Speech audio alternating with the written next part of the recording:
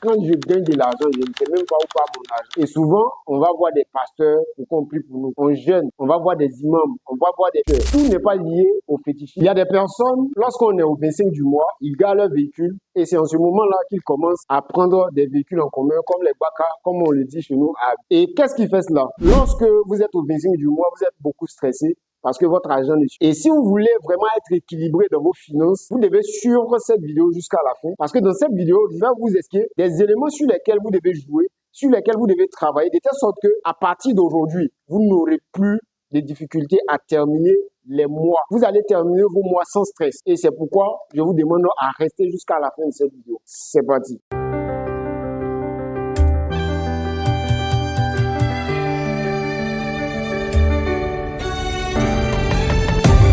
Bienvenue à toi dans cette nouvelle vidéo. Si tu me découvres pour la toute première fois, je te souhaite la bienvenue. Je suis Joël Sié. Sur cette chaîne, je te parle de la comptabilité, je te parle des finances, je te parle de la gestion. Ce sont des choses qu'on a expérimentées sur le terrain, qu'on a expérimentées en entreprise et qu'on a appris à l'école. Donc si je te parle, je ne te parle pas des choses théoriques, je te parle des choses pratiques. Et c'est pourquoi je t'invite à être attentif. Dans cette vidéo, je vais te parler de 4 points clés, 4 dépenses que vous devez améliorer en termes de gestion pour que vous puissiez vous en sortir. Sachez que le plus important, c'est pas ce que vous gagnez, mais le plus important, c'est ce que vous arrivez à épargner. Il y a des personnes qui gagnent 5 millions par mois, mais qui n'épargnent que 100 000 francs. Par contre, il y a des personnes qui gagnent 500 000 francs par mois, mais qui arrivent à épargner 400 000 francs ou qui arrivent à épargner 300 000 francs. Donc, vous allez constater que ces deux personnes-là, c'est celle-là qui arrive à épargner plus, qui a plus d'avenir, qui pourra financer ses propres projets dans l'avenir. Alors, allons dans le vif du sujet. Si vous voulez vraiment vous en sortir, dans un premier temps,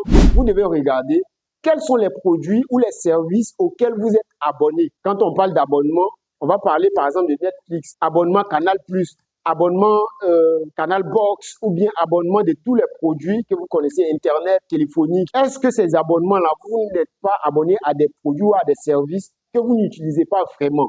Des services qui sont inutiles. Je connais des personnes qui vont au travail à 8 heures et il n'y a personne à la maison qui descend à 22 heures. Ce sont des dépenses qui sont inutiles que vous faites de façon inconsciente. Donc, à un moment donné, vous devez regarder ces abonnements-là. Soit vous diminuez votre quota d'abonnement complètement pour un temps. À un moment donné, vous serez capable ou bien ça sera intéressant que vous les laissez et puis plus tard, vous puissiez vous abonner à ces services-là. Le deuxième point que vous devez retenir, et ça, je pense que tout le monde le fait, ce sont des achats impulsifs ou des achats émotionnels. Qu'est-ce que c'est qu'un achat émotionnel ou un achat impulsif? Les dépenses qui sont liées à nos émotions sont des dépenses que nous regrettons à 90%. Les dépenses émotionnelles sont des dépenses que vous faites qui sont liées à la mode. C'est-à-dire, vous achetez un produit, un article, parce que l'article en question est à la mode. Pas parce que l'article est nécessaire ou pas parce que l'article en question va vous servir. Parce que vous avez vu ça chez X, chez Y, ou bien c'est la mode. Vous vous dites forcément vous devez avoir cet article-là sur vous. Ce sont des dépenses que vous devez éliminer de votre vie. Deuxièmement, les articles ou bien les achats qui sont liés aux émotions. Vous vous retrouvez à une fête. Et lors de la fête, vous avez fait des dépenses que vous n'avez même pas prévues avant d'aller à cette fête. Ce sont des dépenses que vous devez, vraiment sur lesquelles vous devez travailler. Vous ne devez pas faire des dépenses qui ne sont pas réfléchies. Donc, il est très important de travailler sur ces différents éléments-là. Le troisième point, vous devez travailler sur le transport. Vous savez que nous, aujourd'hui, surtout dans les grandes villes, se déplacer pour aller faire des... Mais si vous voulez vraiment travailler sur vos dépenses en ce qui concerne le transport, puisque c'est un élément indispensable, vous devez, dans un premier temps, commencer à utiliser le transport.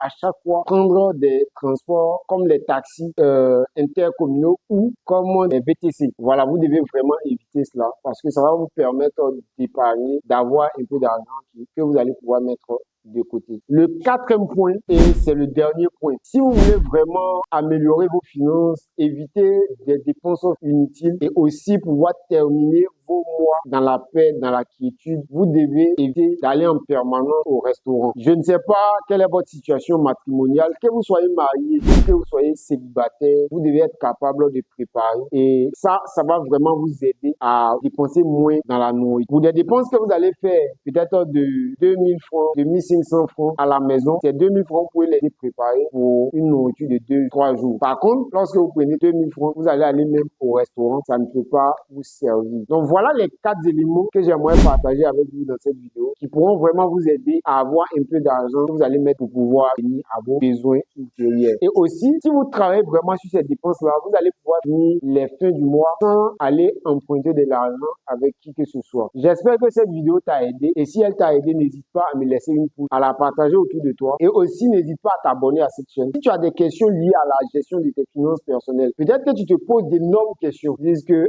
quand je gagne de l'argent, je ne sais même pas où part mon argent. On jeûne. Il y a certains événements qui nous arrivent. Il faut que nous-mêmes, on examine ce que nous faisons, comme ce que nous posons comme à notre organisation interne avant même de chercher le côté spirituel. Je ne dis pas que ça n'existe pas. Il peut s'avérer que ça soit spirituel, mais bien avant, essaie de voir déjà quelle est ton organisation financière. Et si tu penses que tu t'es vraiment organisé, que tu as vraiment d'efforts en termes de dépenses, mais malgré cela, tu gagnes de l'argent, mais tu ne sais pas où ça passe. Avant même d'aller voir un pasteur, cherche à avoir d'abord un financier comme nous. Tu peux nous écrire en commentaire. On peut diagnostiquer tes finances et ça pourra vraiment t'aider avant même de songer à aller voir les hommes de Dieu. Merci d'avoir regardé la vidéo jusqu'ici. On se dit à très bientôt pour une nouvelle vidéo. Ciao!